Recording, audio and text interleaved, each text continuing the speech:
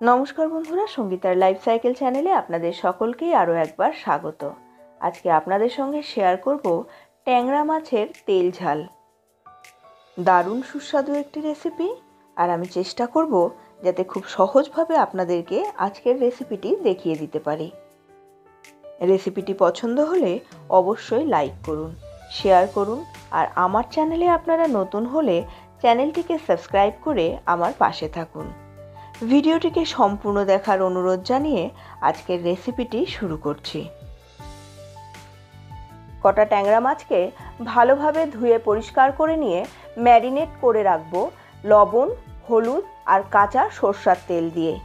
এইভাবে ম্যারিনেট করে রাখলে ট্যাংরা মাছ ভাজার সময় তেল ছিটবে না।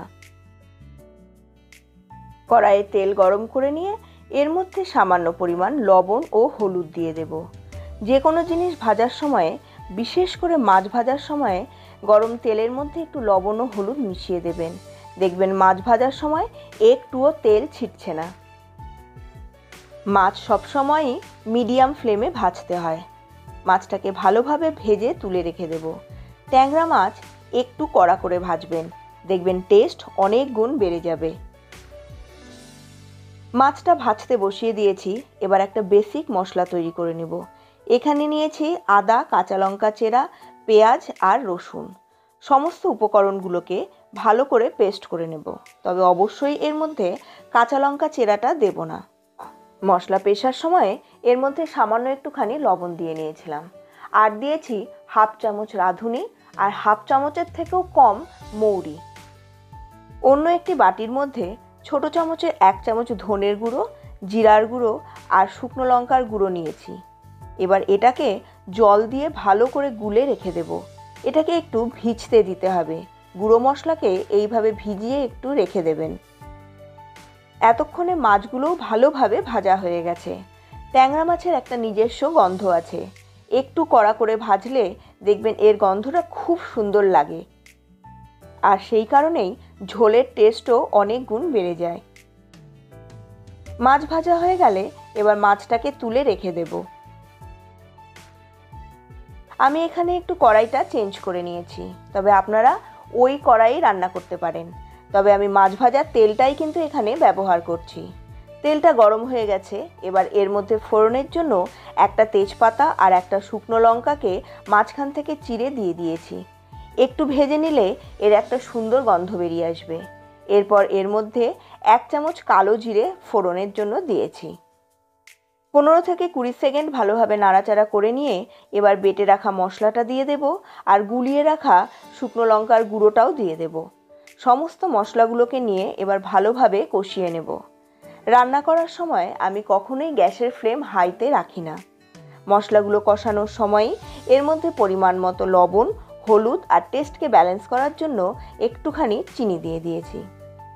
রঙের জন্য সামান্য একটু কাশ্মীরি লঙ্কার গুঁড়ো দিয়েছি, আর 1 কাপ টক দইকে ভালো করে ফেটিয়ে এর মধ্যে দিয়ে দিয়েছি।